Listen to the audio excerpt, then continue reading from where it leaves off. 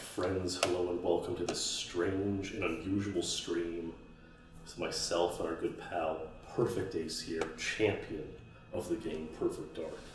And today I wanted to take a moment to look at some strange, unusual, odd places and liminal spaces in the game Perfect Dark. We had a good time doing this in GoldenEye a little while ago, and I thought who better than Ace to help us out to examine some strange places in Perfect Dark. And I think the first place we're going to look at is in Defection. We're going to take a look at the cheese room, as it's a very strange. So let's take a look. All right. Check it out, baby. Let's do it up. Poco says this is a fever dream. I agree, my friend. I agree. Also, here we are. This is a very famous room in Perfect Dark, the cheese room. Now, there's a cheese on every level, right? Is that right? Yes. And how would you intentionally get in here? Like, you don't have to do it, but like, how would you do it? It's actually interesting because there is one known glitchless way where you get the laptop gun, you throw it against the hole, and so you can shoot the laptop gun when you throw it as a sentry gun to cause an explosion. But there's something else you have to do in addition to that. I don't quite remember. But you do that and then you shoot this. Small explosion should be enough to break the wall. And that's how you can get in. It's kind of insane. I didn't know that until recently. Yeah, I mean, that does sound like an intended way, for sure. So that's really interesting. Yeah, look out the window here. Let's get the sniper rifle so we can do a full zoom out. Yeah, the building, I mean, there's a lot weird going on here that we'll take a look at, but it's really cool to see the buildings with these pixelated textures. And if you zoom in, they're super weird. It's just a bunch of pixels. And is the Datadyne building supposed to be in Chicago, or is it in a fictionalized city? That's a good question. I'm not entirely sure. I think it's not in Chicago. I wonder if they mention it here. I know it's called the Lucerne Tower, which is like only seen. Yeah, but the Lucerne Tower is I think based off like the John Hancock Tower in Chicago. Oh. So maybe they are related. I don't know. Huh. Yeah, take a look. Just standing look at this ship's zooming by. It's cool. Just stand there and look at the ships. I wonder how long it takes. That one was like roughly 1:37. Look at the timer. Yeah, so I'm thinking like maybe 10 seconds, maybe. Oh my goodness, maybe it's okay, about 15. So let's see if it comes by at 2:07 or so. That would kind of make sense because that's probably like there's another one. Huh? Oh, look at that. That one trajectory. That one took off and went down. Stand like beside the ladder and just look at the room. Just kind of give that really, because this is kind of a liminal, strange vibe. You know, this sort of empty room that you can only access with a ladder. And honestly, I love the police sirens in the background because like the thing is, Perfect Dark has sirens in game, and so it makes it it's a great environmental vibe to it, you know. You stand over here and just look the other way too. The red light is also very interesting too.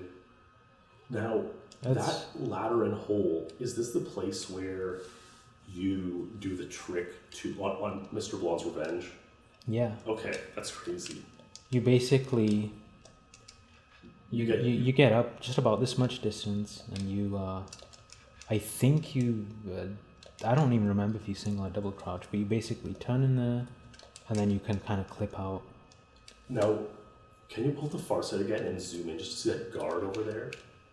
Is that just one of the guards in the... Which guard? He was... Yeah. So where is that guy? Oh, this guy is... So let's see over here. Oh my god. No, this game is just too strange. This is a staircase, I take it.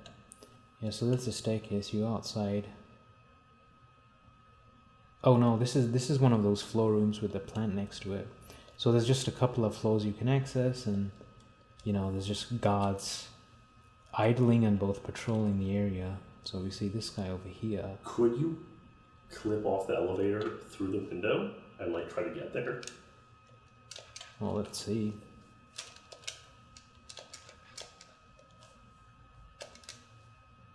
Oh, okay. Oh, So this is kind of an insane place to be on, actually. I don't think I've ever been on this specific ledge. Yeah, I'm like floating in space, kind of. Huh. Oh, he sees you. That is strange. There we go. And so if I take out the faucet now, just yeah. So it's basically this floor over here. So typically you enter the level, you go down to the ECM mine place, there's some stairs there, you go down, there's Cass's office, that's the main floor, and then to the end, so left of Cass's office from inside of it is a staircase, and then there's 2 floors over here. What, can you re-enter the building through this window now or no? Well, it depends which area of the building. Like right here. Oh, I see. Yeah, you're on the rail here. Well, I think you can. So I know one place you can know. This is very interesting. So this is the X that we are talking about on the John Hancock Tower. I don't remember if I can still do this. Oh my god. So this is the main floor. Here's Cass. Oh my god. You got a necklace. Do you have to do that on any difficulty? You do on SA and PA. So in SA, where you get 17 seconds, you run down there and do that to her? Yeah.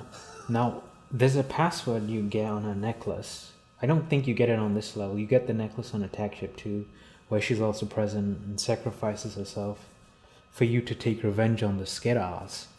But then when you read the briefing on that, you see a username and password, which were intended for you to use as credentials for a website. Oh, that's really cool. For something cool. Now, I don't think there actually is something on that website. They scrapped it due to lack of time. But yeah, that's a minor detail with the necklace, but a very cool one. And so if we were to play Attack Ship later, we would see that? Yeah, we'll see. Oh, we'll check that out for sure. I mean, people don't really consider websites to be lost media, but like they definitely are and can be, you know. Especially now as like more ancient websites get removed and like sometimes they don't show up on Archive or Wayback Machine and stuff like that. It's like websites are becoming this interesting lost media, and so like this, I would say this Perfect Dark Cassandra necklace is probably lost media. Let's see how dark the room can get here. Well, does shooting these lights break them? Oh, it does. Yeah, it makes it dark. Oh my god. That's so strange. Some of them like don't have a flare, which means, you know, they're not programmed to do anything with the lighting. So this one, I guess, is just naturally bright. But yeah, some of them you can see the flicker there. Well, I guess there is the in-game cheat Perfect Darkness, and so I guess they really played around with lighting in this game, which is interesting. We can probably make this room pretty dark. I wonder if these... just step back and look at these like sculptures on the wall for a second. I was gonna bring that up, yeah. Like, I wonder if they're based off of anything. Like maybe someone who has a lot of esoteric knowledge would know. I did read somewhere that they're based off, like one of them might be an Egyptian god or something to do with mythology for sure. I don't remember where I read it, but... These ones definitely look that way. Yeah, that'd be such an interesting topic, and I mean, obviously it kind of connects to this, but... What do you see here? He just looks... he almost looks like the Greek mythology Tantalus who's carrying the stone up the mountain? Or is that Sisyphus? Yeah, Tantalus was a different one. He can't get the fruit. Sisyphus is condemned to roll a boulder up a mountain and then it always falls back down. He's doing this forever. Yeah, I remember that now. Or he kind of looks like Atlas. But I definitely see these connections, and so yeah, they're very interesting. Look at the change in lighting, the glare. No, the lighting is really insane in this game. Like, they must have really maxed out the N64 with the lighting here, and lighting is like what makes stuff a big part of liminal spaces, so it's very interesting. Look at this one. So this is also symmetrical. Those two are the same. I don't know what this could be. Yeah, that one looks a bit different. Like, I can't even fathom a guess. Could you imagine if there was some weird, insane myth where, like, if you shot the eye of these and it opened a secret path in the level? Oh man, these sort of retroactive fake hoaxes would be so insane to invent. So this one is the same as the one on that wall over there. Yeah, I bet there's like a handful of textures that they use and reuse on these. Yes, that's right. Niall, Sam, Fisher Case, Tantalus is in a pool of water. It's like up to his neck, and so he just like can't drink or get the fruit. Yeah, it's he was always tantalized. Wow, the insane zoom in. I do find it really interesting about how the planes. I mean, I'm sure there is some sort of cycle to the planes flying around, but I also wonder, like, let's say the planes flying around was random, because it, like, might be. There might be some random seed to it, and it's like, it could affect or impact your runs, certainly on SA and PA, you know? Like, I'm sure the planes, oh my god, I didn't know you could shoot them, I'm sorry. Yeah. Wow. Pretty big explosions. I'm surprised you don't like fail a civilian objective. Well, it makes you wonder, like, who's driving these. It's a good point, because if it was civilians, then maybe you would fail a civilian objective. So maybe they're all Datadyne soldiers flying them. I mean, this is Datadyne HQ, so this is probably meant to be restricted airspace. It's probably true. That's why you have, like, investigation, the underground lab, like, beneath this. It's meant to be a secure place. So I don't know, maybe these are just Datadyne ships. Airships. Do you think, take a zoom at the far side there, just straight down. Okay, I think that's just the floor beneath. Yeah. Do you think we've, well actually, yeah, just kind of zoom in and out here a little bit. Oh yeah, that's so crazy. Wow. I've never done this messing with the far sight on this stage.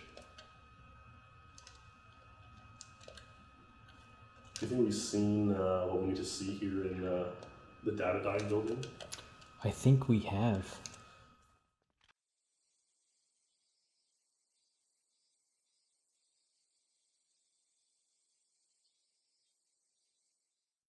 So I say PA because you can access more areas compared to on Agent where you have some locked doors. Yeah, even just like punch these guys and then just like go to the edge of the dock here. Like this is kind of just interesting. I mean, it's such a cool villa. Like, can you imagine owning this villa?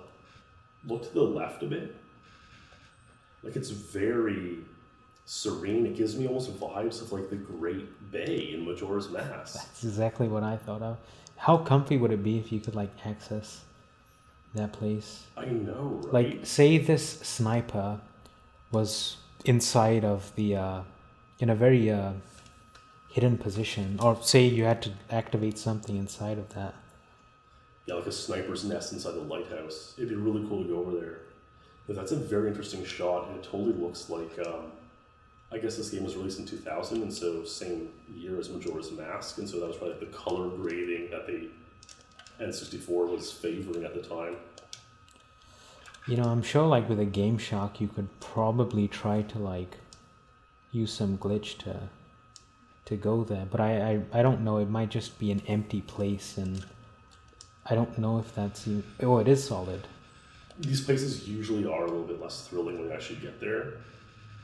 I do wonder about like a no clipping cheat, like the one to get to the damn island, if it would work the same way. Yeah, so there's something interesting about this. I don't know if we can see it from here, but your threat detector detects this as an auto gun, the windmill. Huh.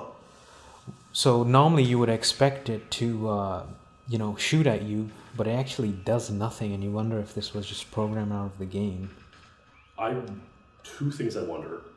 When it's activated, can you come back outside and take a look at it? Yeah, and you know what happens? So let's do that. Well, do that. And then the other thing I was going to wonder is if they just took the model, they like based that model on some weapon, and that's why. And the remnant of the model was left in or something. It's possible. Actually, can you go back to that room? Is there like a time limit to activating this stuff? No, we can go back. Because see. like this. Dude, look at this wall and. Right. Oh, this cavernous room is really interesting. Like, especially look down at the water and go to the other. Yeah, like over here. Maybe crouch. Yeah, just such a weird. Oh, is there a waterfall coming on the left there, or was that the rail? Oh, I thought it was a little waterfall creeping down the side of the cave. No, that's so interesting. It's like you obviously run in here to push the buttons fast and get out, but like you never really look at how fast. I mean, can you imagine building this room? You know, you're having to stand in a pool of water and mount these pillars and make this scaffolding. Man, this is kind of insane with like how low the ceiling is here. Yeah, here, shoot the lights, see if that does anything in this room too. That'll make it crazy, now that we've looked at it a bit. So, we have another one. So, they have lights on all four sides. Oh, wow.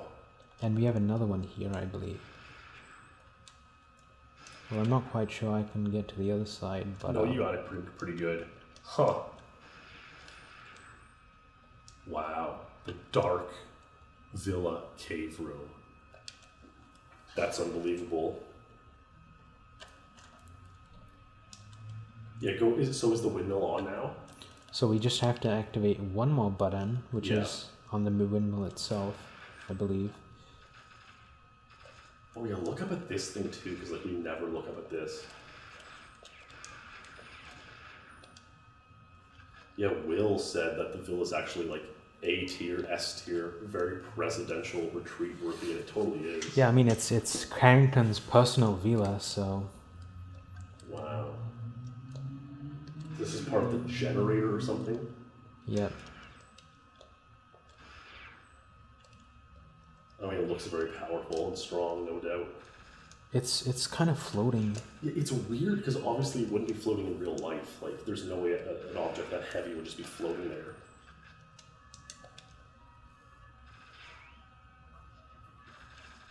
Well, someone seems to be playing saxophone outside. It's insane.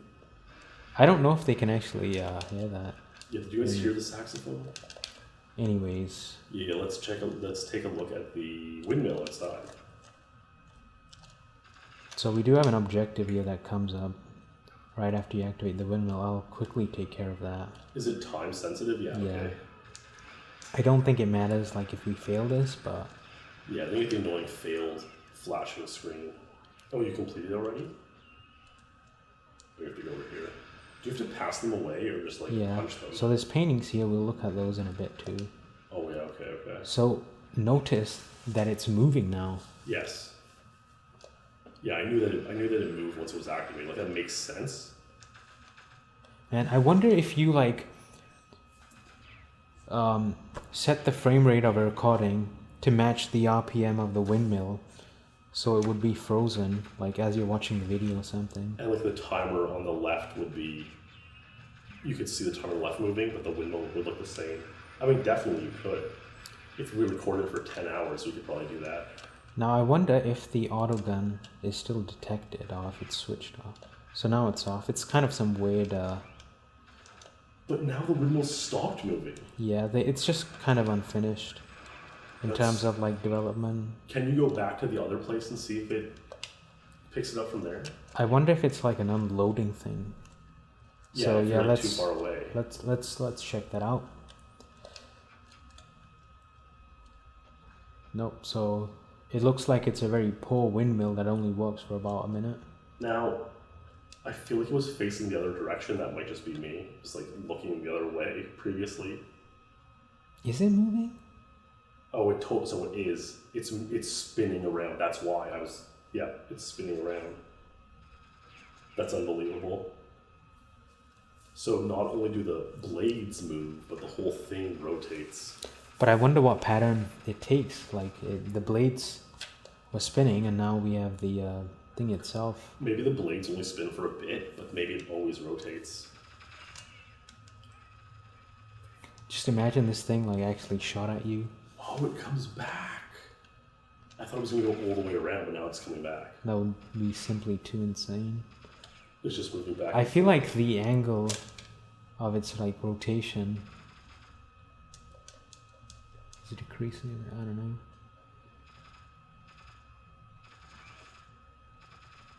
It's turning further and further away from us this time. Oh, now the blades are back on, so yeah, there's a pretty nice pattern. We definitely need to get someone to look into the details of the windmill movement. Maybe it's the wind. Well, do we have that? I forgot the device used to measure wind speed, but we need the Windy app to see what the weather's like in Carrington Villa.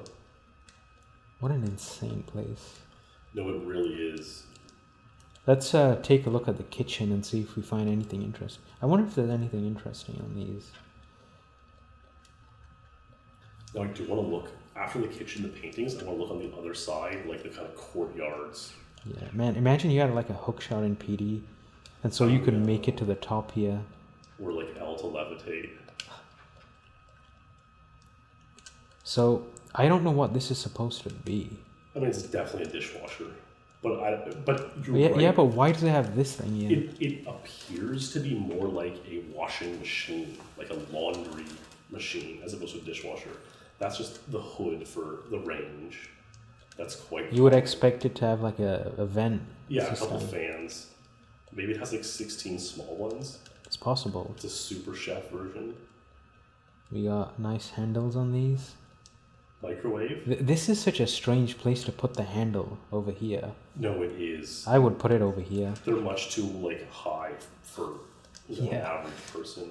So here's our nice microwave, put in a very interesting orientation. I mean, it's reasonable, I guess. It's a big enough kitchen that it doesn't really matter. Yeah, very kind of sim-like. There's our stove, the oven, I guess. Yeah, you could make some nice brownies in there. I wonder how often Carrington does that. Pose in the kitchen, nice kitchen oven as well. Nice side table we have here too. That's the point. Niall points out in chat that Daniel Carrington's actually quite short, and so yeah, he definitely couldn't reach the handles on these cabinets. Oh, it definitely had to be a personal chef. Look at this.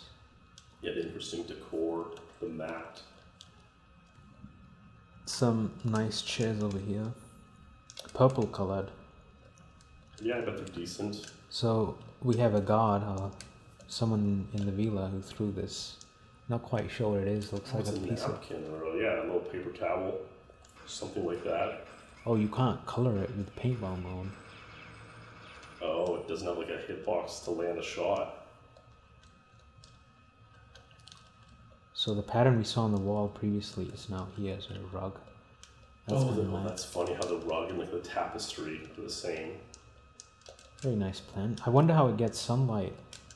It doesn't even appear to have soil. Maybe it's in this box and you just can't see it. It could be a fake plant. That's also true, yeah. Can you go? Yeah, go here for one. Our fallen soldier. So this guy's passed away. Now, is there a way to get outside on the other side of the villa here? What do you mean? There's like another courtyard where if you were playing agent or essay, you would come in from that angle. I don't know. Well, there is another courtyard. Yeah, on the right. Go back. So I'll just show Yes, right here. Yeah. This pool is very interesting. Yeah. It's like a little hot tub, but it's not very deep. It's extremely shallow. Or it's just like a little, wading pool. I don't know. It's probably a hot tub, but just it doesn't look as insane as it could. So this one is solid. This one you can simply go right through. This one is solid as well. Stand in the corner there, just like back in the corner, kind of look up. It's just a very cool courtyard. You can imagine hanging out here on a vacation or something. Oh, do those windows ever break? Nope, they're bulletproof. Wow.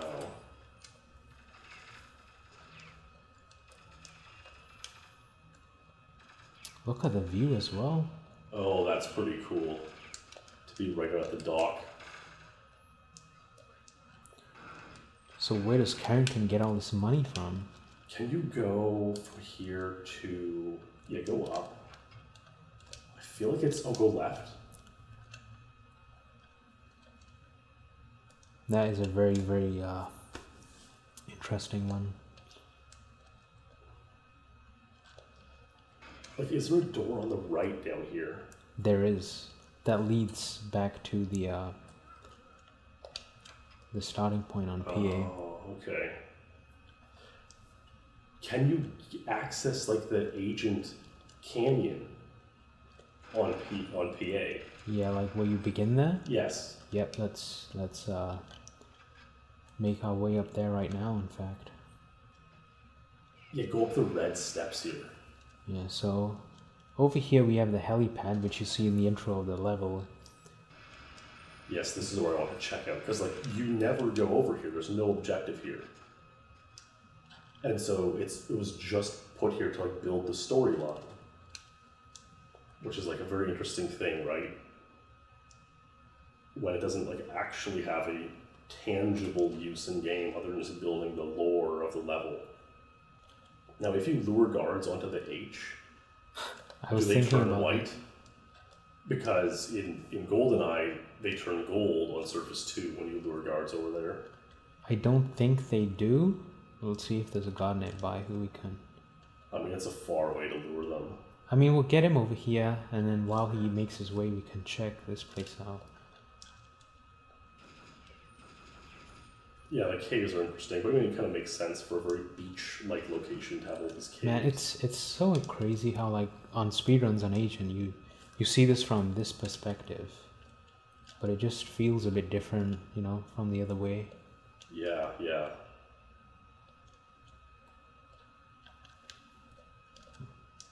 So let's see if our guy has made it. It's pretty close.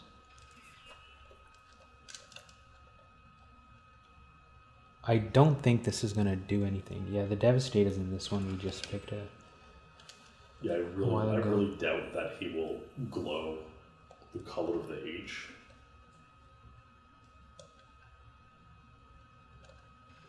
It's gonna be a bit tricky to get him here. If he comes at all.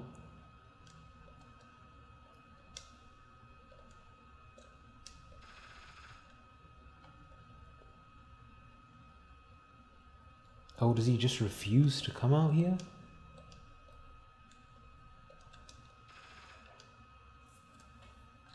There we go. Yeah, I don't think he's actually gonna come up here. It's not like GoldenEye, but it's very doubtful. But it makes you wonder, like, what are these markings?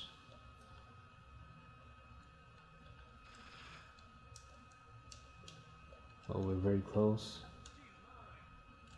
What if I, do I have a cloaking device? It might. Yeah. It's probably a good idea. No?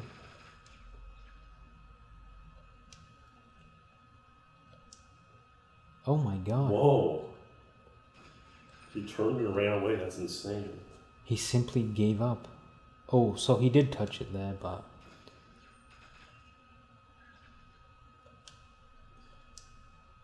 This is interesting behavior. Yeah, it's very interesting how he wants to, like, stay off the helipad. I think he knows it's off limits for him. So he's simply gonna walk back, I guess. So let's check the agent area. We have a very interesting room up there. Is that like the observatory? Yep. And can you get back up? You can. Because normally you jump off the cliff. So here we are making our way all the way back to the top. Oh, I see. You can spirals around. Let's take a look at the windmill from here. Oh, now it's moving fast. Also, you think, oh, there's a sniper. I wonder if I can get that sniper.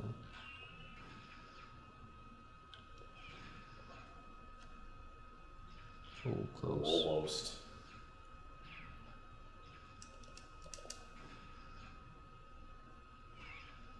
Oh, it bounced off.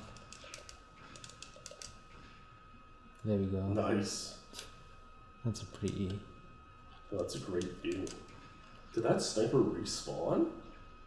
Oh, one what hit. A shot. Yeah. I feel like I got him, yeah. I don't know. I think you did earlier.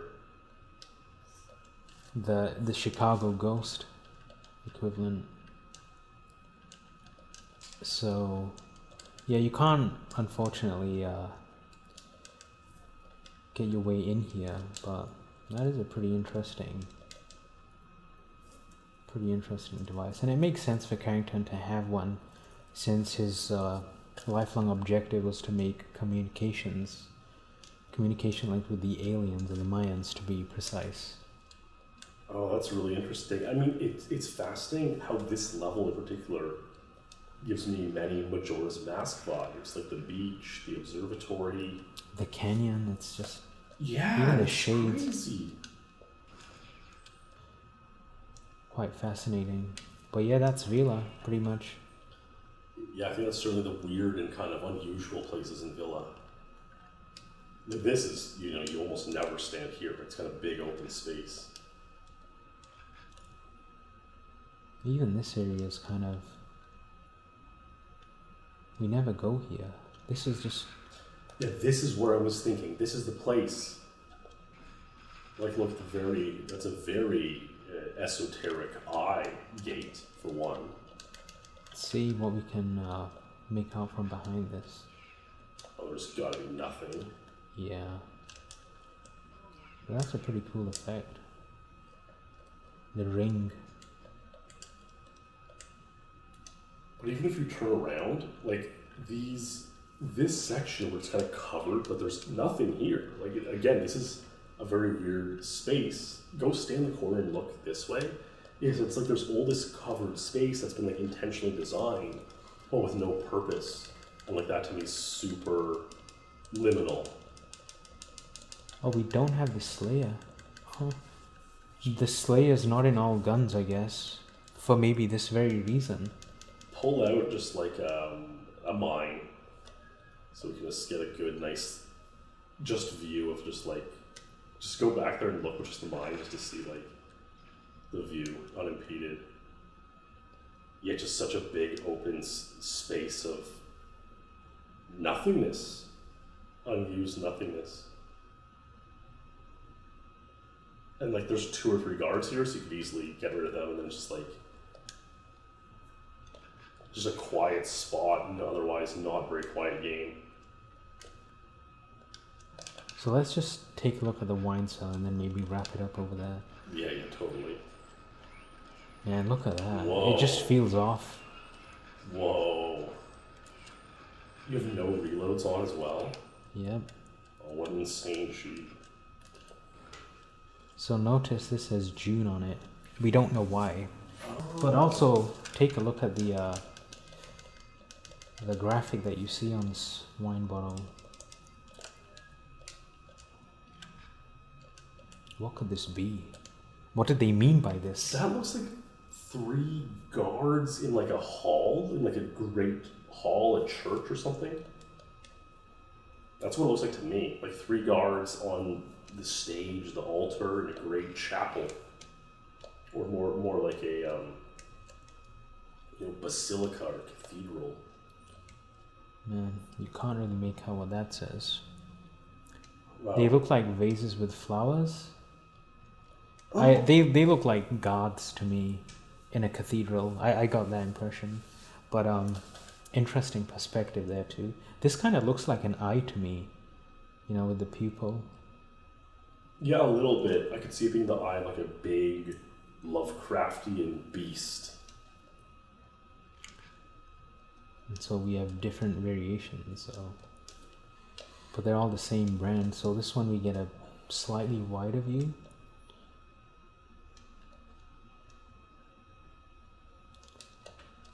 That's a pretty good wine cellar. So the cheese on this level is over here.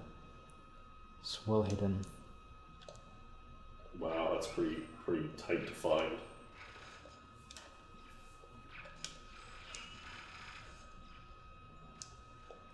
Yeah, I wonder if the XBLA also labels them as June, just in a higher definition. That's a great question. That should be resolved sometime soon. Look at the roof of this. I never paid attention to how like the roof here is different than yeah. the rest of the... It gives you the vibe there of like a old basement wine cellar that's like not fully built. So we can complete this level since we're pretty close to it. Oh, totally. Actually, can you before? Oh yeah. Does the level just fade out now? No, we have to open Carrington's door. Take the far sight and just look. See if you can look through the wooden ceiling out here. No, that would be pretty crazy. I was kind of curious. Yeah, probably just dead zone. Now, can you see Carrington through here? You should be able to. Unless, oh, there he is. Oh, wow. Yeah, well, I was going to say what happens if you, but obviously he seems to be invulnerable right now. They have a light under him too. Oh, okay, so shoot out that light and see if the light is out during the cutscene. Well, okay, I think I did, but... I think you did too. It's worth, like, checking. Now, we can also, like, sort of... There we go. So, if that door's not open when you're in this room, the level doesn't fade out. Well, so we'll explore this room here too, because this isn't, like, very few people would see this. Yeah, so the act your age thing is also very interesting, because even though he's tied up here, is he tied up even? He's supposed to be. Oh, what's... No. Those are like your paintball shots. Yep. So, nothing really too exciting. These are like, he's making wine or something. Back here. This is a crazy room. And what about that door on the left? I presume it's just going to say locked? No, that's so there's two doors. You can,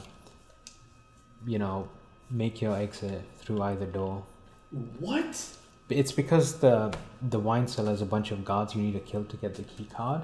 It doesn't matter the order in which you kill them, the last one you kill will have the key. But there's another way. The door, so when you first enter this basement area, there's two guards on the right. Yeah. Is so that door? That's that door, oh yeah. My God, I have no idea. That is insane. So technically, you could enter the basement, clear out the left side, then go back to the right side and open the door from there. Now, obviously slower, but...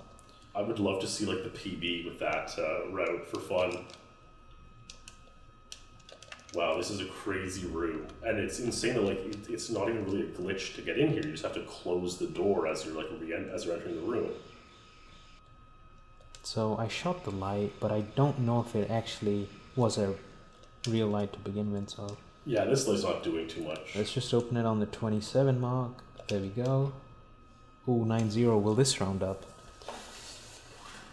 Oh, and you had the cloak on when you finished the mission, so now it's like Joanna's cloak, which makes it funny.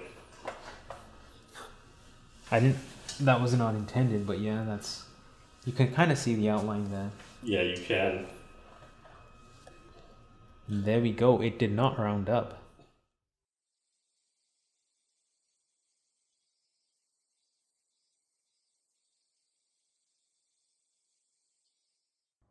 So Attack Ship is definitely a very strange stage. It's this huge alien spaceship, and there's a lot of weird and unused rooms as well. And we're going to take a look at those. You can also probably see like space through many windows. That might be interesting to see. And then of course, we're going to take a look at Cassandra's necklace. And we can see, yeah, this is after the Carrington Institute stage, where your mission status is unknown. The Scudder kind of take over the Carrington Institute, and you don't really, it's unclear what's going to happen next.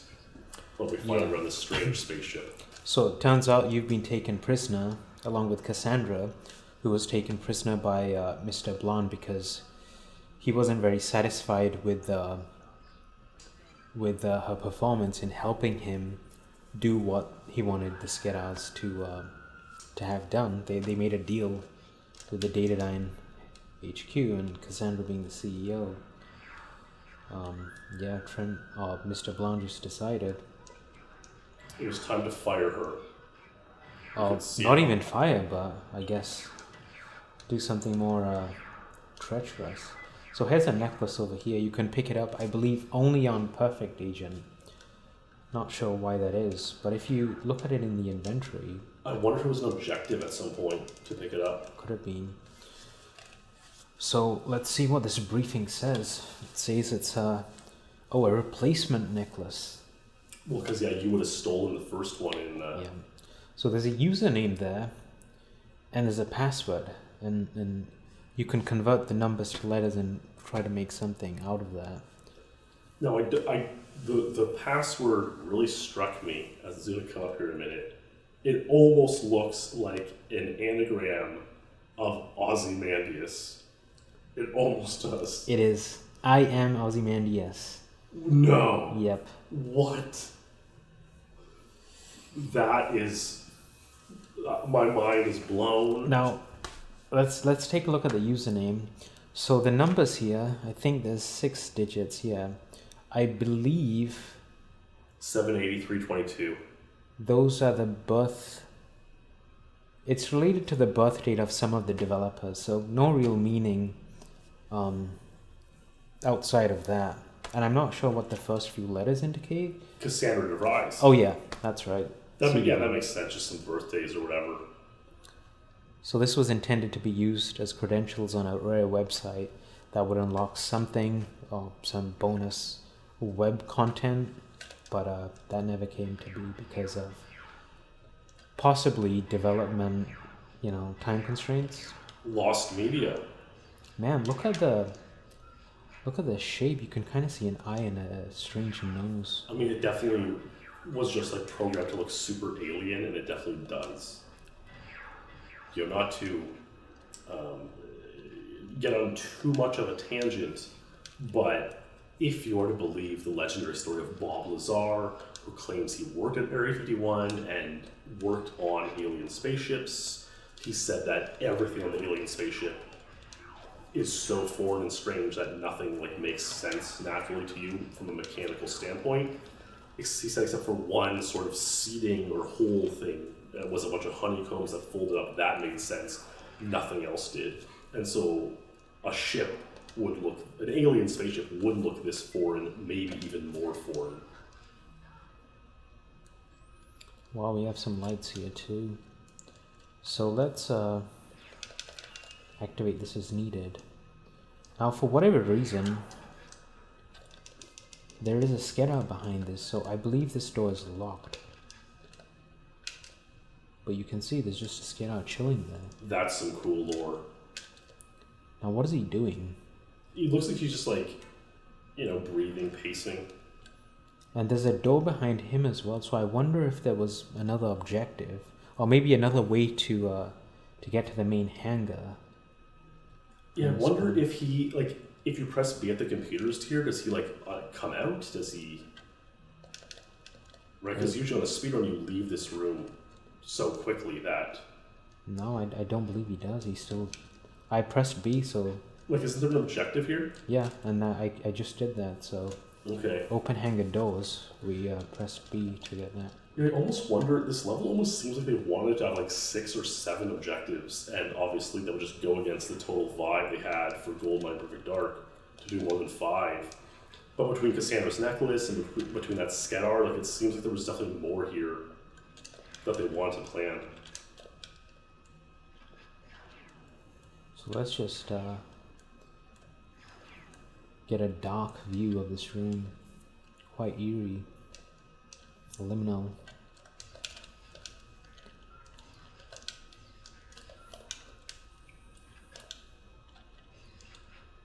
Oh, here's our buddy.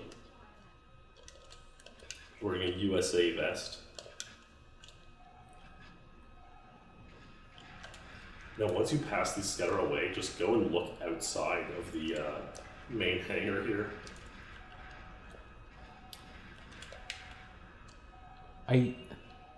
So that's the mothership. No, I mean that's just like a Skedar ship. Yeah, right? sorry, that's a spaceship. And so if you play MBR at the very end, you can see that is the part of the story in which Mr. Blonde kidnaps Cassandra. Oh, interesting. And she gets kidnapped in this. That's at the very end of MBR in the cinema. So I believe this is the Skedar planet. Yeah, that would make sense. So that's where Skedar Ruins is. Now, I find it very interesting, isn't it, this glass? Oh, you can shoot through this. I think this is an open hangar door. Like you could plausibly walk out if there was not an invisible wall. Just imagine like you could get a Super Dragon shot to like land there. Obviously, it seems too far away. But also imagine if, you know, the longer the time went on for, the closer, like you could see yourself approaching the planet. What about a rocket launcher? I remember there was one game where you could land rocket launchers on the moon. I forget what game it was though. So you do have a Slayer here. I just noticed that. Oh yeah, see how far the Slayer will go. Oh my god. That is insane. That was intentionally programmed in, and like I've never seen that. That was so cool. Do it again. So let's do that. So you lose signal on your rocket because you're getting into unknown territory. That is such a good static effect. Oh my god. That was the coolest thing I've seen all night.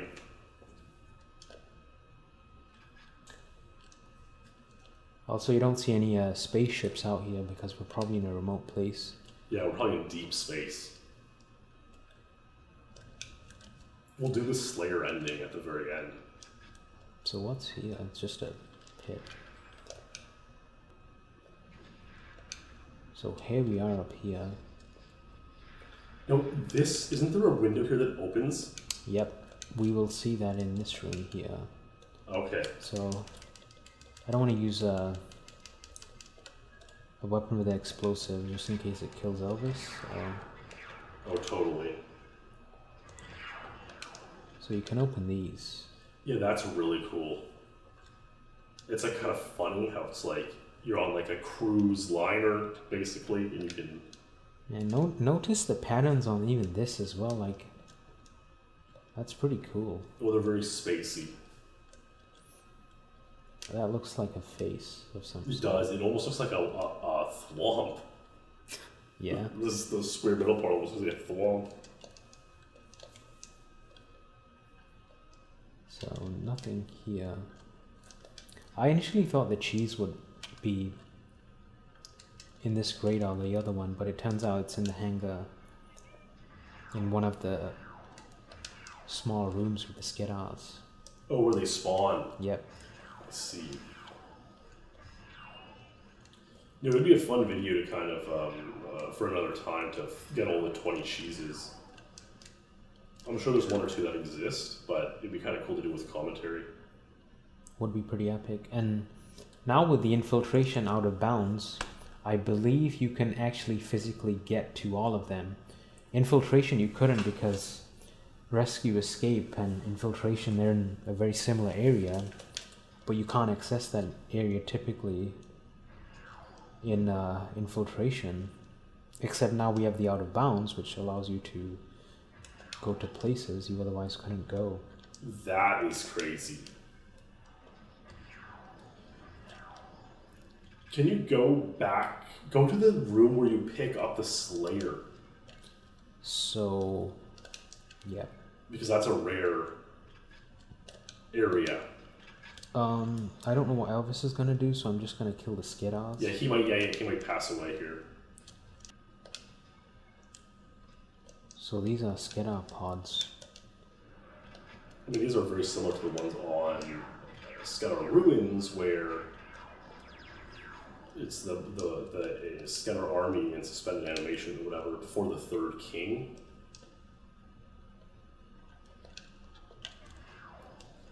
Yeah, it's interesting some of them don't open, I guess. I wonder what the trigger actually is. Yeah, well, if you had Icy on it, Icy would know, probably. So what if you go in? Can you, like, get locked in? No, I believe you can get out. It's no soft lock. Oh, Flicker says they'll come out on the way back. Pretty claustrophobic. Totally. Oops, so we want to go this way. I guess Flicker would know from the DLTK, having to deal with all these guys. Yeah, so there's a Slayer in this room. Even just look at like that texture on the right wall, it looks kind of weird. And the Slayer is an interesting rocket launcher as well. Yeah, it's like, is this like a navigation panel or? It honestly, it kind of looks like Braille as well in a way, even though it probably isn't. No, you're right, it does. And then what's on the other wall across from this? Oh, nothing. Yeah. Yeah, it's weird because the Slayer here could be used for a trick where you can like skip the ending, which takes like 30 seconds, by clipping out of bounds and shooting the Slayer and passing away the Skedar, which are needed to pass away to trigger the ending of the level. But this is like so far out of the way that it's like not worth the time. But it's like one of those like theoretical strategies that's so fascinating because it would be cool to have a better version of the ending of this stage, which is otherwise random. You know, we've gone into great detail about that on the Juliet 206 video. So it's kind of interesting how, as you go further back, or the bottom ones only appear when you're very, very close by.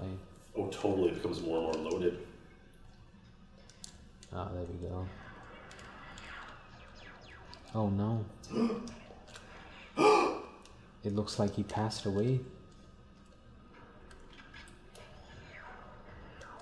So I think since we do want to explore the upper areas, I don't know if we still can. Let's see, if not, then we'll just restart. Alright, so we can explore more and more. This area at least. Yeah, that's a very bright green light. Wow. A very interesting pattern on this light. Yeah, like a bullseye.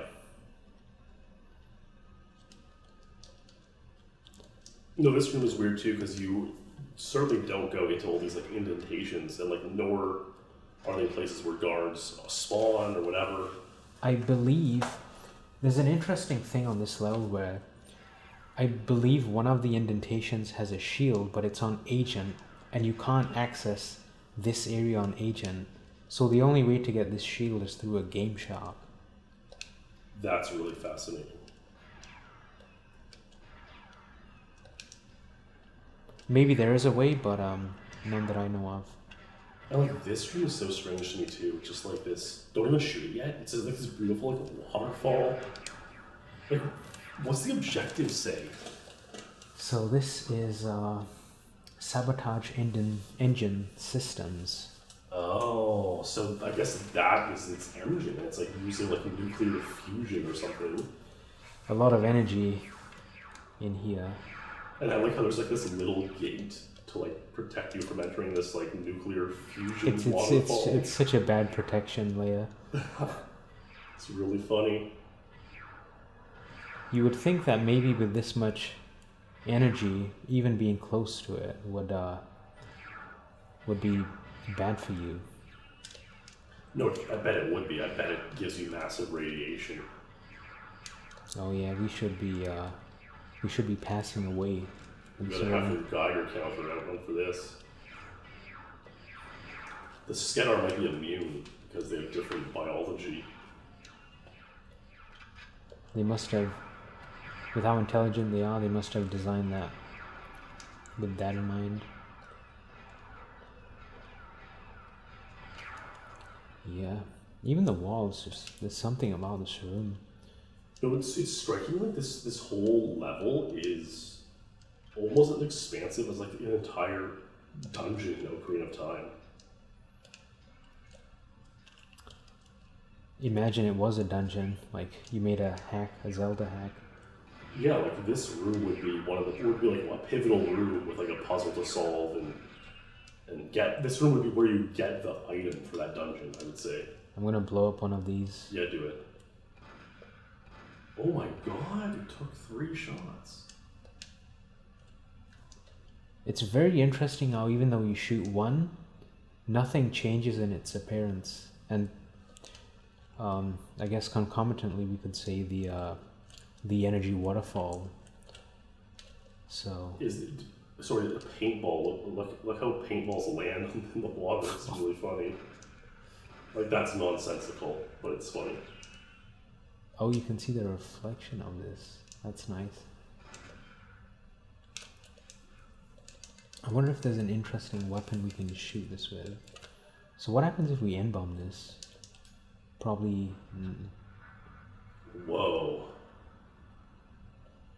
Oh, that is an interesting Well, I like how you can see stars at the top. When that goes away... Oh, yeah, through there, yeah, through the window. Yeah, but it's interesting because the darkness clearly makes you focus more on something you otherwise wouldn't have easily noticed. Exactly. Wow, that's such a weird weapon.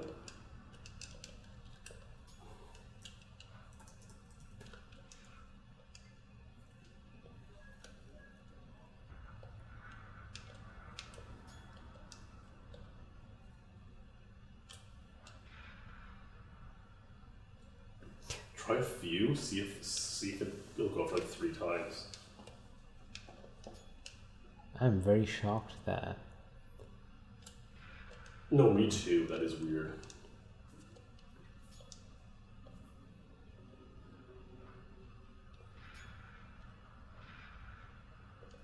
It's immune to grenades.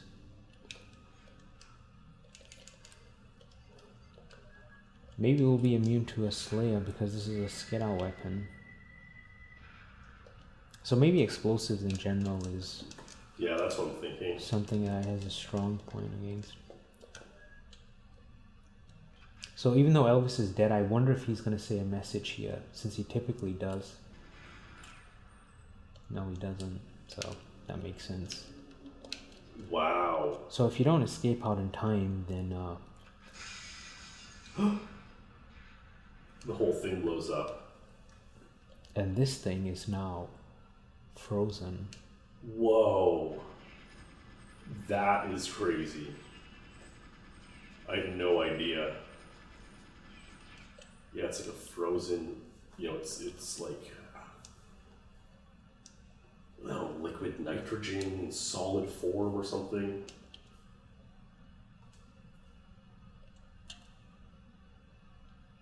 There's something weird about this paintball. Like, they disappear clearly. But if I guess they just don't disappear if you're looking at them.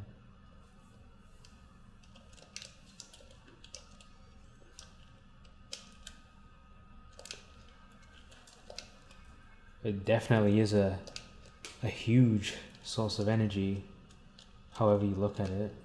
So, whoa. Man, it would be very nice if you could go out here. What is that? It's just like a protective ring around. That is so weird.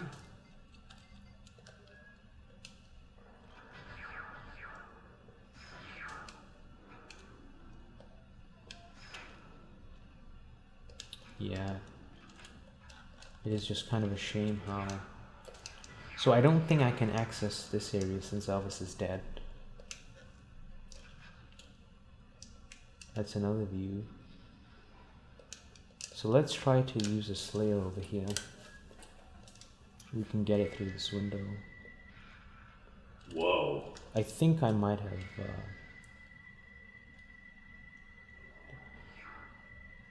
Wow. Yeah, Mystic Cheese in chat just said like that it does that static if it goes out of bounds, so it's kind of interesting.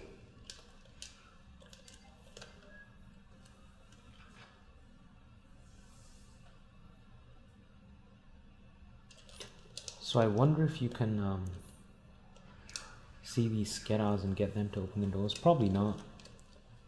They might be unloaded. Yeah, you don't see them. So let's redo this though. Let's do it on agent since you know the ending is effectively the same in appearance. Go find the cheese here. Oh yeah, so I believe it is this one. Yeah, that makes sense. Oh my god, what a rare cheese. That is insane. Even those pools are so strange. Huh. Yeah, this is a cool room. This is obviously where the level ends. It's like the control panel where Joanna does something and interestingly knows what to do.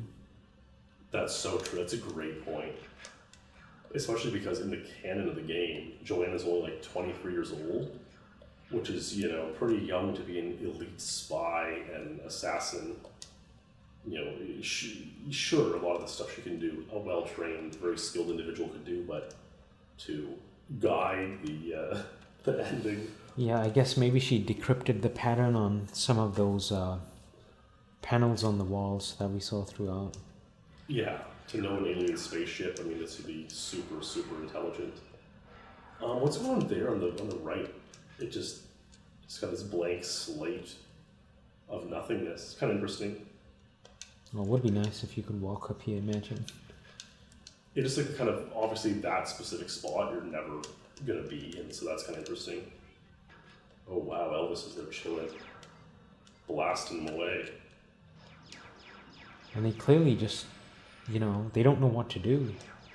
No, it's interesting how they are kind of really bad at battling in this room, whereas others that are a huge threat to Elvis. I mean, he's looking like he's in a dangerous position there, but wow, like, he totally would have passed away. Yeah, there's Joanna hacking the console. So let's just see this cutscene.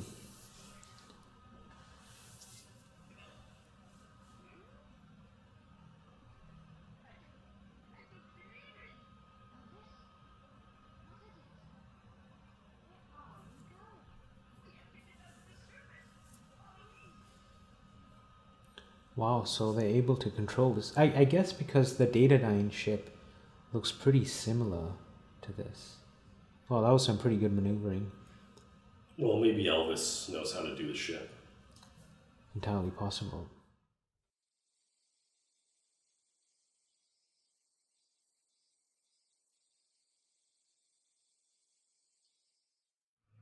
My friends, welcome back. Part 2 of the wonderful exploration of strange, unusual, weird places and liminal spaces in Perfect Dark. I'm back, of course, with Perfect Dark legend and speedrun champion PerfectAce, and we're going to check out some more cool and interesting places in the game. And the first level we're checking into tonight is level Crash Site, a very wonderful wide open level. As per the canon of the game, you know, you're sneaking onto the Air Force One plane in Air Base, but then the plane does go down and crashes. And it's actually interesting. You know, pull up the objective thing now to show how it says that you're in Alaska. Yeah, so in the background over here, it says that 3 craft involved a crash close together in the Alaskan wilderness, and they're referring to the Skedar ship, the UFO that Elvis, you know, drives, and the president's plane that we just saw over here. Yeah, so now unpause and just kind of run around a little bit and like run towards the plane because that's kind of cool. But what's interesting is if you log onto the computer in the Datadyne headquarters, it tells you that it gives you exact global coordinates where you're located, and you're not in Alaska. You know, it makes sense in the canon of the game because the air base is in Alaska, but the coordinates are actually in Victoria Island, which is a very remote island in Canada. It's actually the 8th largest island in the world, but only 2,000 or so permanent residents. Flickerform, who has set untitled records on the stage, has those coordinates as his location on his elite rankings profile, so that's kind of a cool little Easter egg on the rankings. But yeah, it's kind of interesting how there's a little bit of a discrepancy. Does this level take place in Alaska or Victoria Island, Canada? But yeah, it is interesting to see the down plane, and you can imagine what a scene that would be if Air Force One had to make a crash landing in the Arctic tundra one way or another. Yeah, and we can see over here some items from the Air Force One. You know, they're just randomly thrown across different areas of this particular part of the level. Yeah, and isn't there a piano as well? There is, and we will see it. So there's the toilet. Yeah. It's kind of interesting how they made those still intact, because I guess it would make more sense from the point of view where you want to know, and it would be just kind of weird to see all these random separated pieces, so at least you would know what items were on the plane or what objects. I've never looked through there. Oh, that's where the cheese is. That is so cool. Yeah.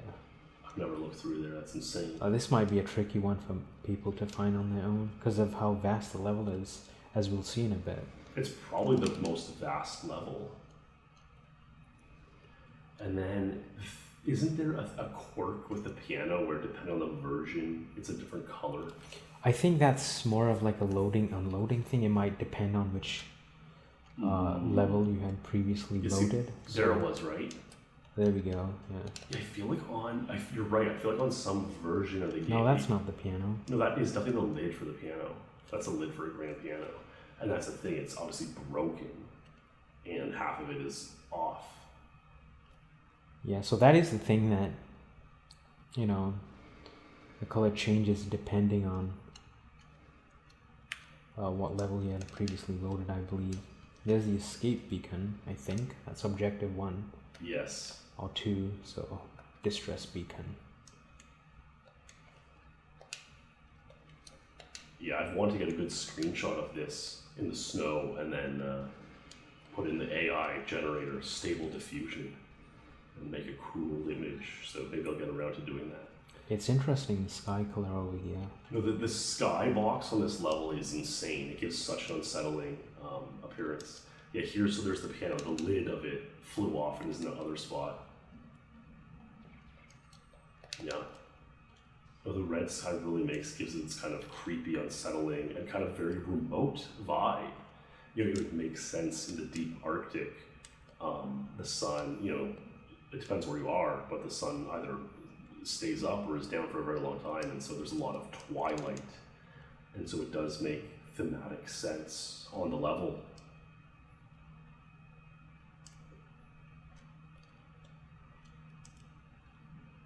I mean, I found it interesting how in the background it said 3 crash. Yeah. 3 craft crashed. So there's the elves one. Oh yeah, take a look in there because that's uncommon. You wouldn't really look in here often. So let's crouch. Oh, so this is the so-called single-seater that Elvis mentions in Escape. That's true, in the conversation at the very end with John. Clearly, he says it's a single-seater. And I guess he was trying to save the day or help out, but the Scout did manage to attach to Air Force One and take down the plane. So there he is trying to help you by killing these gods. Yeah, Elvis is fun in this level. He just hangs out and shoots these guys.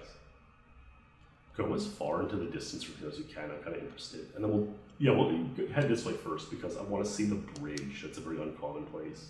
Yeah, we also have like all these trees. You normally don't come over to these trees. Are they?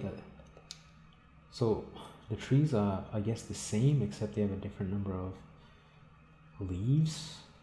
Some of them. Quite a few patterns in there. Yeah, they must just be kind of copy and pasted patterns. So here is this bridge, and we'll take a look at the canyon. So you can get across this to get back to the start of the level? Yep. The start is somewhere over there. Wow, that is fascinating. And like, there's really no need to do it that way. Oh, it's interesting how you zoom in, the color changes. Yeah, the gradient. Now the cheese could also be somewhere over here, like you just don't know, which is why it's you know, it should be very difficult for the average viewer to find on their own because it could be in so many other places. No, has anyone ever tried a strategy where you run this way first? I'm sure they have, like back in the day and like imagine very early on. It I guess the beacon you have to activate on agent, but like other than that, it almost makes sense that this would be faster. Yeah, this is a very interesting spot looking at the log. Like how many people have ever stopped and looked at that? Yeah. Yeah. This must be a very structurally sound log. Oh, big tree. Been there for a long time. But it looks like someone clearly placed it there, you know. That's for sure. Didn't just happen to land there. And look, the Elvis's ship kind of crashed in this valley. Oh, fallen tree. Oh, that is interesting. And it's solid too. I wonder if you can get on this. No. No. Yeah, I wonder, you know, maybe a windy day. So we do have some mountains in the distance. Any interesting patterns here? I guess not really. There's the other side too. We should take a look there where the fake clone is. Oh, totally. Where we do the out of bounds in more record speedruns on PA.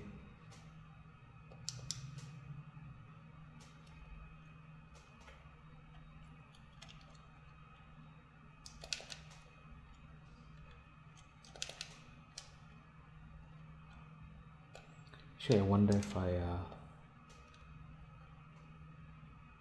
you see anything interesting here. And it was interesting here to see the guard. Oh yeah, with the target locator. Can you see the presidential clone from here and take him out? I wonder. So he would be over here. Is that him? Yeah, it must be. Yeah. Wow. And so his blonde bodyguards. Oh, they just stand there. That's very interesting. If I put on my cloak.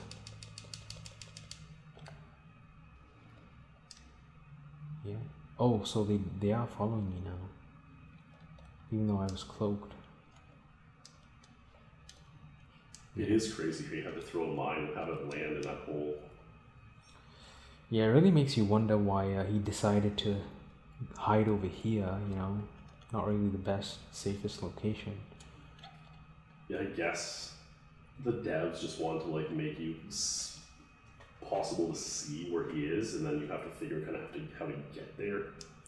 Yeah, I believe there is an R tracker on the level as well, so you can make use of that as well. So yeah, the canyon here. You gotta make that jump, otherwise you'll fall down to your death, so gotta be careful. We have a jammer over here, so we gotta take care of that.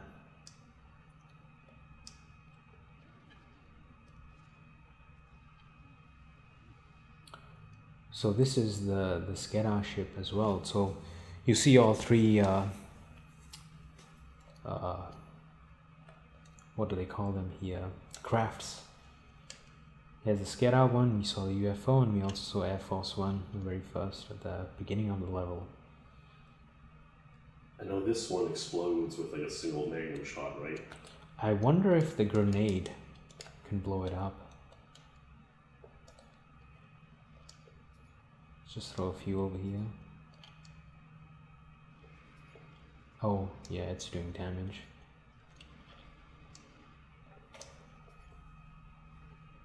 Does this objective not complete until like the end of the level, or oh no, there it is. Yeah, it takes a lot of damage, the grenade. Didn't take out these guards though, even though the explosion was quite big. I mean, even there, that view is really kind of serene, you know? Yeah, it's just like, if you look at the mountains, you see all sorts of like patterns, very interesting design. The jagged ice.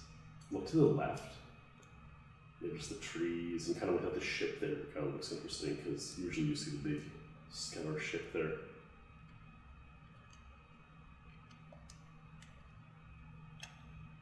So we can go down here, and I believe this leads into the cave. Yes, the cave is interesting. I would always get lost here playing it back in the day.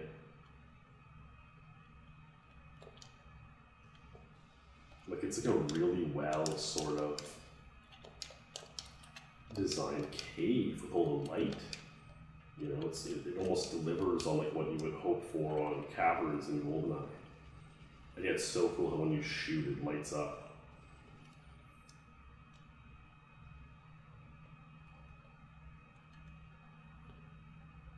So going down this cave used to be the world record strat on PA. You know, up until about 153? Yeah, 153, and then I believe even the 152 uses it, possibly the 151, but I know the 150 is, that uses the strat. The mine throw. Yeah. No, totally. You used to go down there to shoot the clone, which is an objective, and now you chuck the mine throw. It's very interesting how Trent over here just doesn't kill the president. He has the opportunity to. Yeah, it's a good point.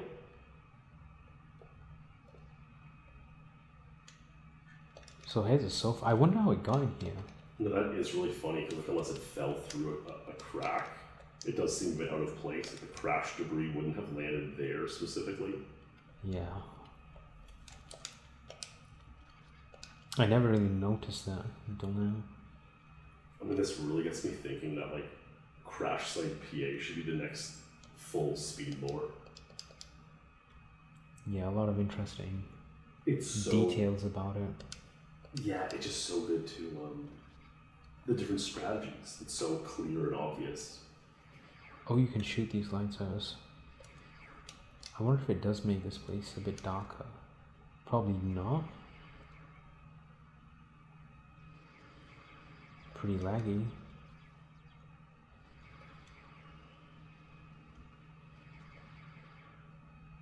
Yeah, how was that so laggy? That was crazy. It is a bit darker. Wow.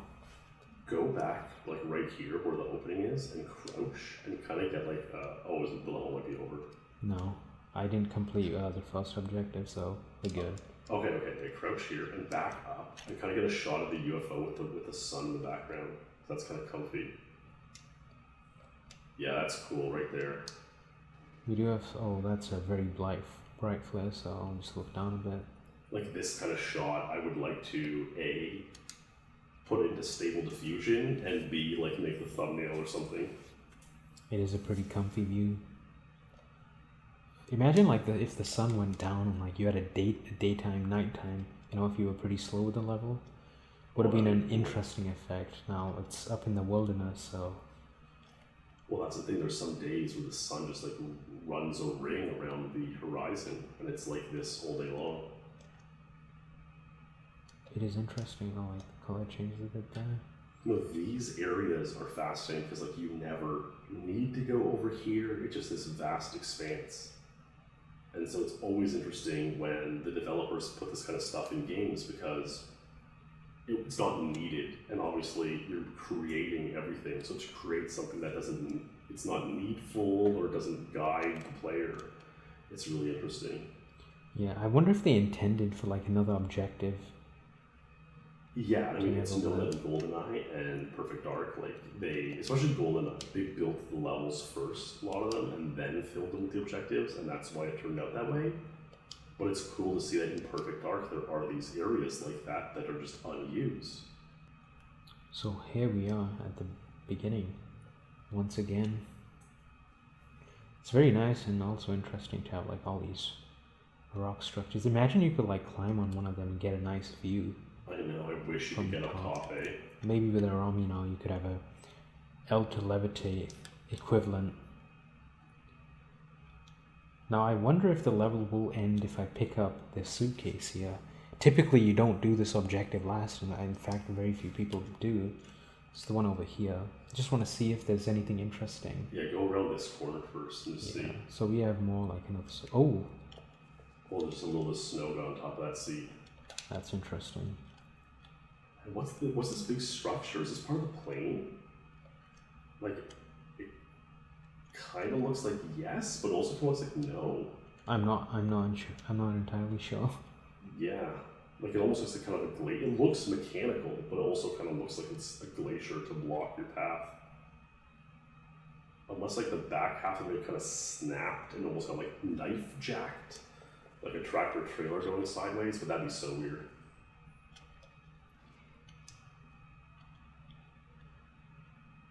Yeah, just want to see if there's anything interesting on that side once more. Otherwise, we'll pick up the suitcase and end it there. Yeah, so this appears to be a lamp. You know, there's many of those in Air Force One. We could explore Air Force One at some point too. No, totally. This is a solid piece. Don't know what exactly it could be part of. Yeah, you can't really see the inside of the plane. Would be cool if you could. I mean, there are windows there, but yeah. What's interesting is this smoke. Like, it's just perpetual. Like, 16 minutes late into the level, and we still see it. Yeah, it's really smoldering away.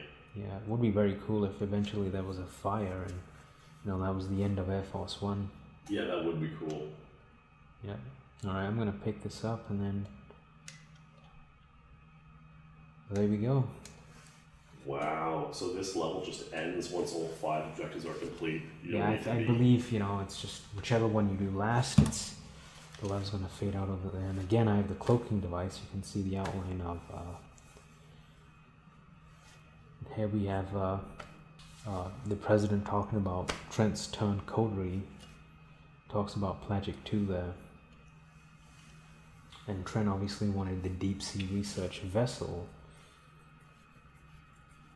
as part of their deal with the blondes.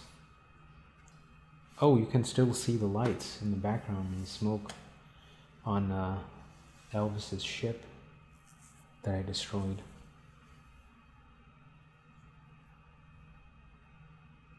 And there you can see the sulfur still there. It's a very, now if you paid attention to the story, this is a very interesting moment. We see over here that Trent is shocked at Mr. Blonde turning into a Skedar. And there he is, it just... No, that's the end of Trent Easton. There you go.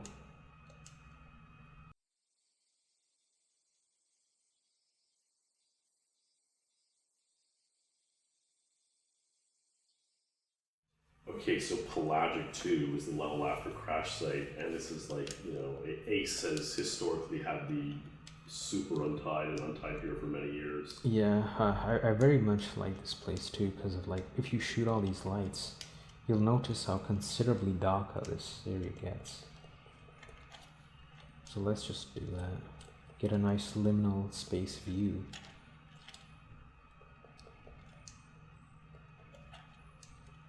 Yes. You know, dark pool is definitely very unusual. I think. Oh, look, there was one in the bottom corner there. If you back up and look in the pool. Oh, there we go. There's a couple here. Whoa. Look at that. And like, you wonder what lays beyond there, because the Pelagic II is a deep research vessel.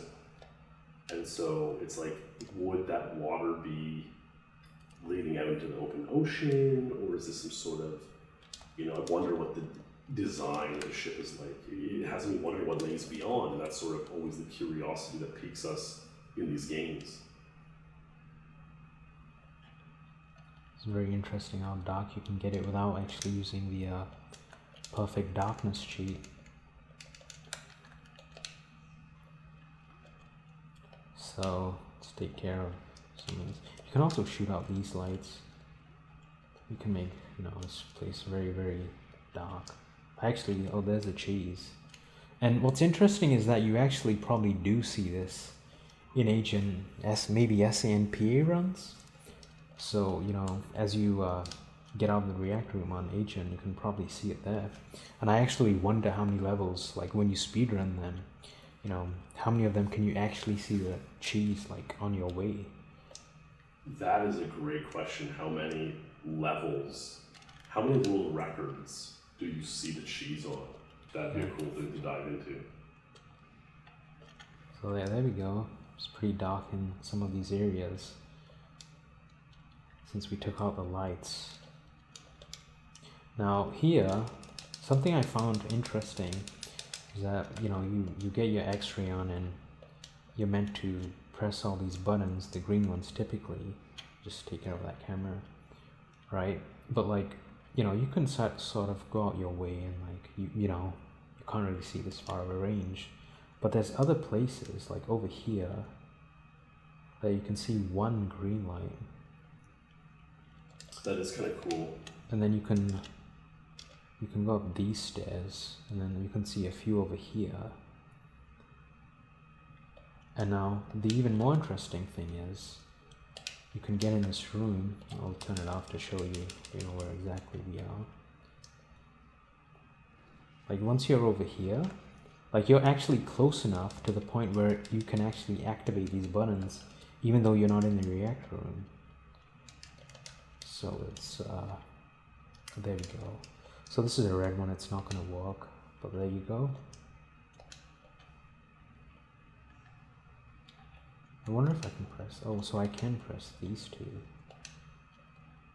And I believe this was a green one too. So yeah, you can actually activate all of those buttons without actually needing to go inside that room, but you have to go there anyway since you press the reactor button, or the reactor itself, just below those stairs, and you can't do that from this far away.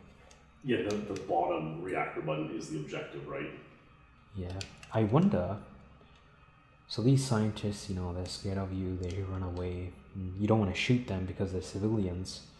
Carrington is very strict about you not killing civilians, but I wonder if you use the grinder, if that fails the objective. Since, you know, this isn't a weapon, but it's also kind of a brutal way to end someone or pass away them. And they run away, of course. Let me see you. Yeah, so you're not allowed to do that either. You know, I've never even seen this room. Is this where the scientists usually are? Yeah, they hide over here, like when you first encounter them. And you don't, you know, visit this place on actual speedruns. But it's kind of interesting because you can see the vast expanse up here. Yeah, it's so fascinating to me because this is like a whole room. This is like an upper deck of the ship. And it's like there is no objective here on any difficulty. And for them to program this whole architecture, it like took so much effort for something that's not really in the game. And like, I guess, yeah, the scientists get scared and they can run here. So if you were just playing casually, you might have to go find them here. But still, it's a lot of work for just that. Yep, and can you get up there? You can, and we'll get up there in a bit. Now, one thing interesting is, so I'm playing on Perfect Agent, but I believe there is a shield here on Agent, and you can actually pick it up from below, like somewhere over here.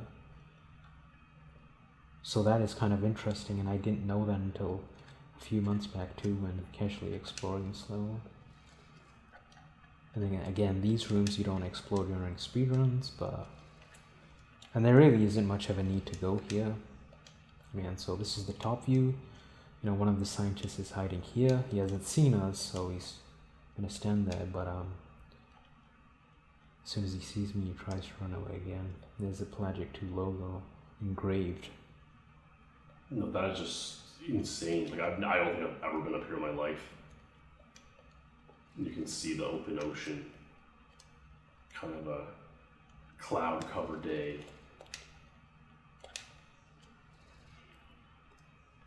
And then these rooms just lead to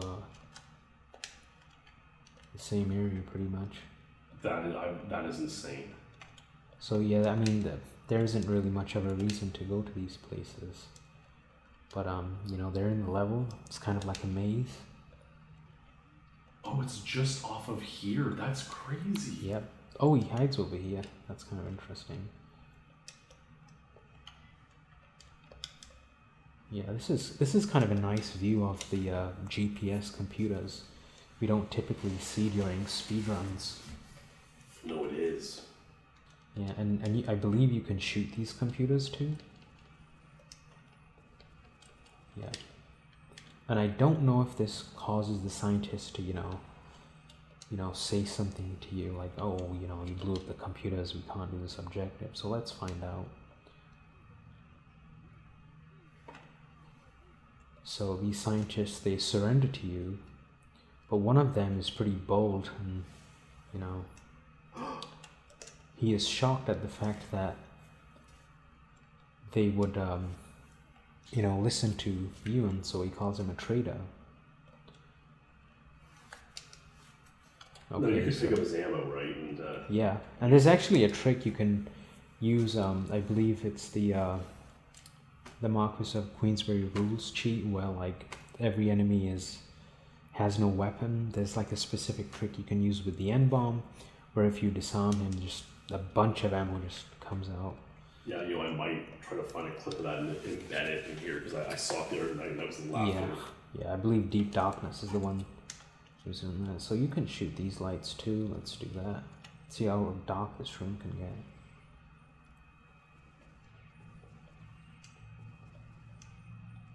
Wow.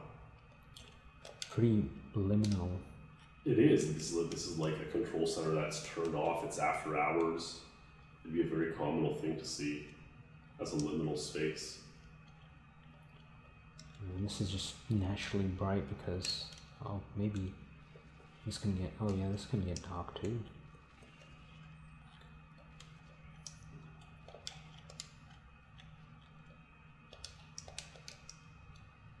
So another interesting thing about this level is, I'm just going to take care of these guards. Over here we have a button that's coming out the wall. You don't see this elsewhere. You won't see it here or like on any other wall. So it makes you wonder what could have been here, like maybe a laser? Can't press B or do anything with it. But yeah, it's sticking out. Could have been used for something where like in order to access this area, you would have had to press a button elsewhere in the level. We have some interesting pipes here. Some on the wall, in fact, and then some just sticking out.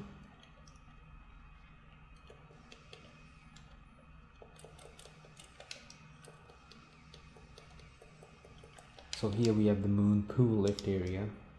Yeah, just go to like the back of the room here and look at it, because you normally wouldn't come like this deep into the room here on a run. Yeah, I actually never noticed these supports at the top, so that's interesting. Can't get on them, but you find the shield here on Agent or SA.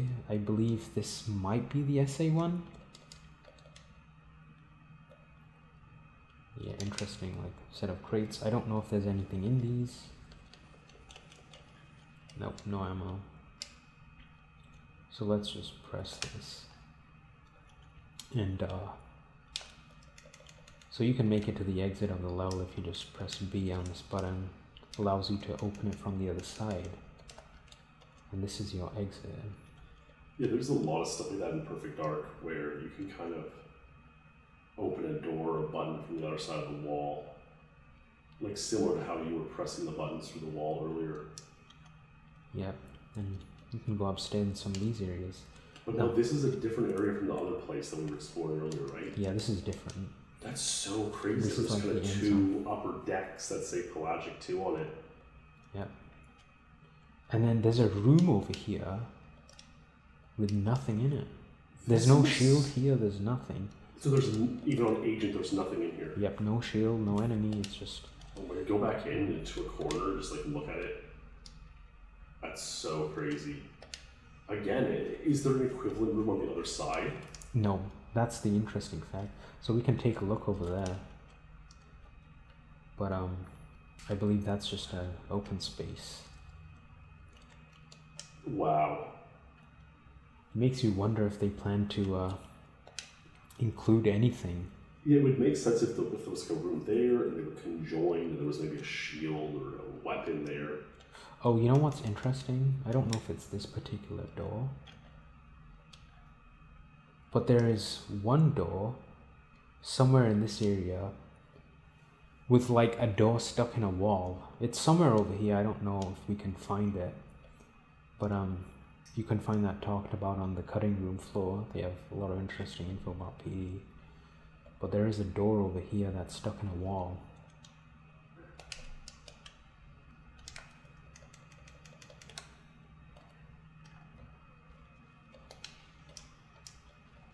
This is kind of a maze too, so you don't go to this area typically because of, you know, you can open the door from the other side with the x-ray like I did in the Moonpool lift room, but normally when you beat the level casually, you would have to go through these narrow hallways with a lot of guards.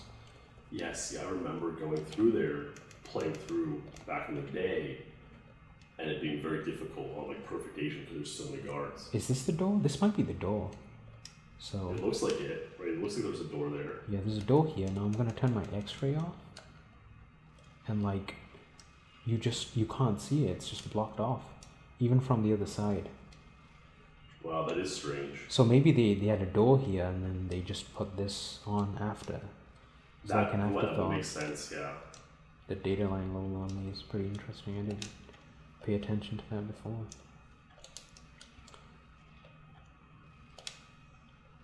Yeah, and there you go. There's the end zone. So you can warp out this crack too. But normally we use the other one. So I'll just head out over here. Oh, so you can warp through that crack. Yep. And on Agent, we warp through a different crack. Yeah. Wow. So here we are back in the reactor room. So you go down here. This is a cool little thing down here, right? Like, is this a nuclear reactor? Yep.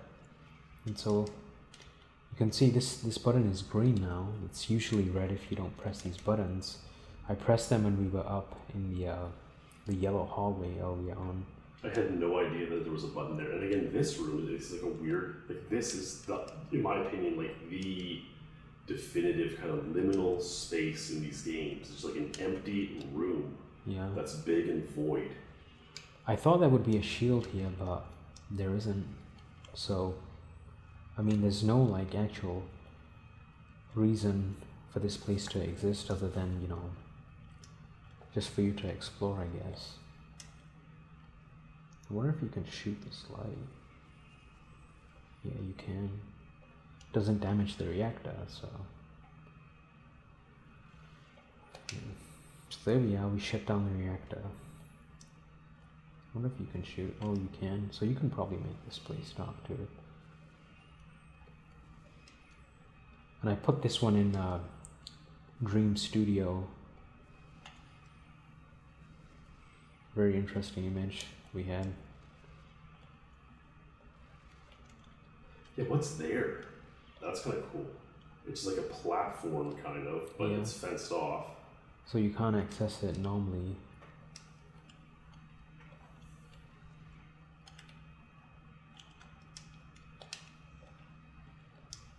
So here we are, these are the blue corridors that you go through to find Elvis at the end. So another camera faced me.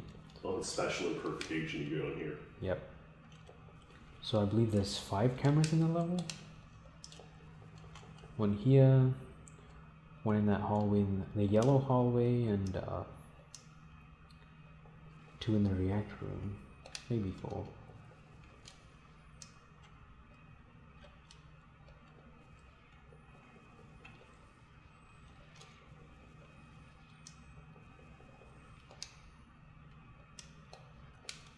Yeah, so you would normally find Elvis down here.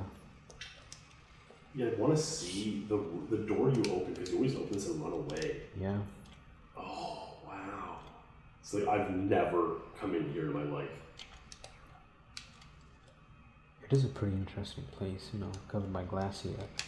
Pressure's probably very low outside. Yeah, although it seems like you're just below the surface, so it's not like super, it's like Mariana's Trench insanity. Yeah. But it's interesting, obviously like Elvis spawns in here on Special and Perfect Agent, you open the door, he comes and joins you. Yeah, and then you go down to the deep sea in this vessel, so Oh, so that spot is what goes down to the deep sea? I think so, yeah. But the pressure is very high, so. Oh man, that makes so much sense. That's insane. Oh wow, that is pretty dark. Yeah. Wow, that was a very cool look at Pelagic II.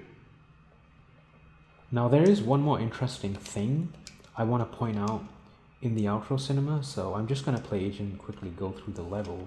Yeah, do it. I can't finish this on perfect Agent, but some interesting observation I noted with the outro cinema. Alright, so here we are at the end zone. And I may have to, before I go in, so I don't want to trigger the end zone too early. So I'll try to zoom in with the sniper rifle. Nope. So you don't see any crates here. But one thing I will point out. Oh, so Elvis doesn't see you because you have the cloaking device. If you look at the outro cinema, there's some crates and you'll see one kind of just floating in free space right over there next to the ladder. So she throws one and then she picks it up.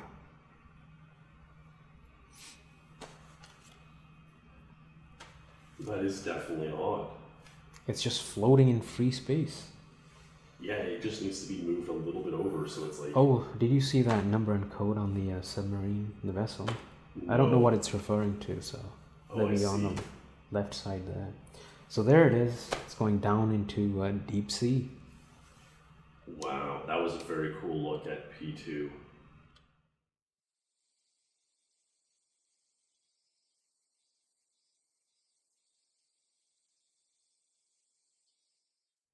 Let's take a look if you have some things in mind for...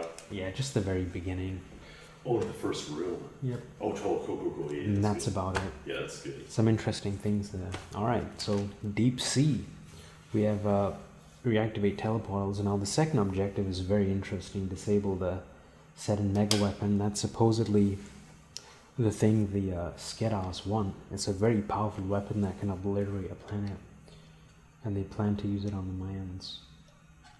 That is pretty insane. Here is... go ahead. No, just this room is insane because like you usually just run out of this room, but it's a very interesting room. Yeah, so we even have a nice lift over here that can take us to the top. Look at that. No, that looks so cool. Like, this reminds me of a level in the new Pokemon Snap for Switch where you're like deep underwater. So like they nailed that vibe. Yeah, it's a shame you can't really explore this area, like, you know, outside over there. Oh, Elvis, is he even coming up here? There he is. Yeah, he's taking the stairs. Possibly to be expected from someone pretty old. Yeah, just a very interesting area. It reminds me of the level in Combat Simulator. I don't quite remember the name, but there's one with a very similar texture like this. I believe it's a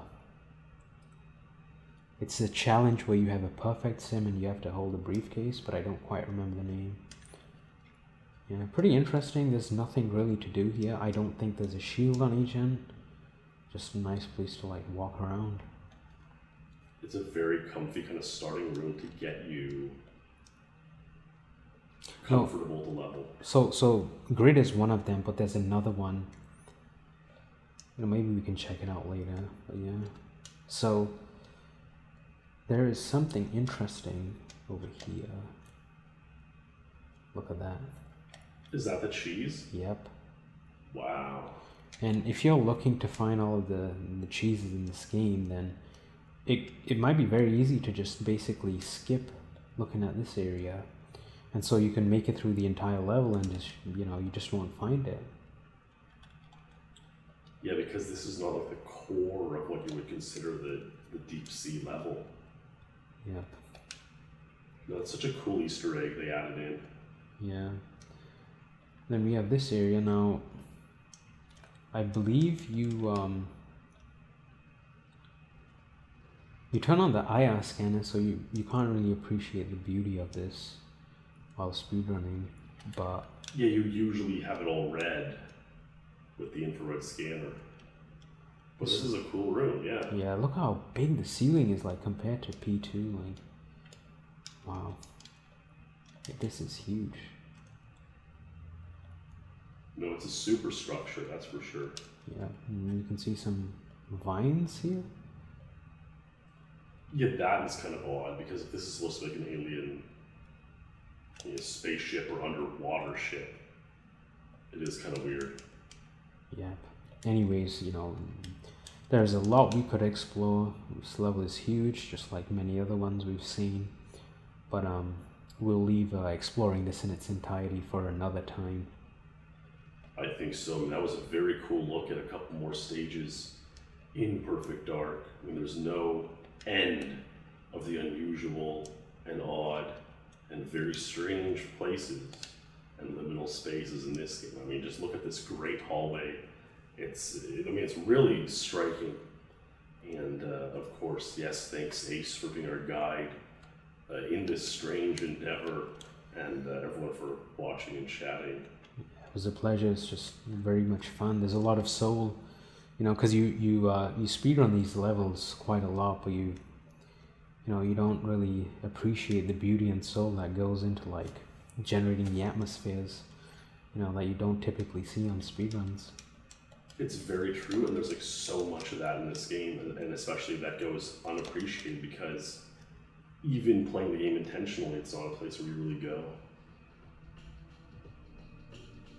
Well, I was gonna wonder if that would pass you away. It's pretty remarkable. But well, there you have it. There were some strange, unusual, weird places and liminal spaces in Perfect Dark. A huge thanks to Ace for being our guide there. Knows the game very, very well, of course. And thank you for watching. All of our friends in chat hanging out and everyone else. Maybe we'll do it again. It was a real fun time exploring all these strange Perfect Dark stages. So thanks for watching. Stay true, and we'll see you in the next stream or video.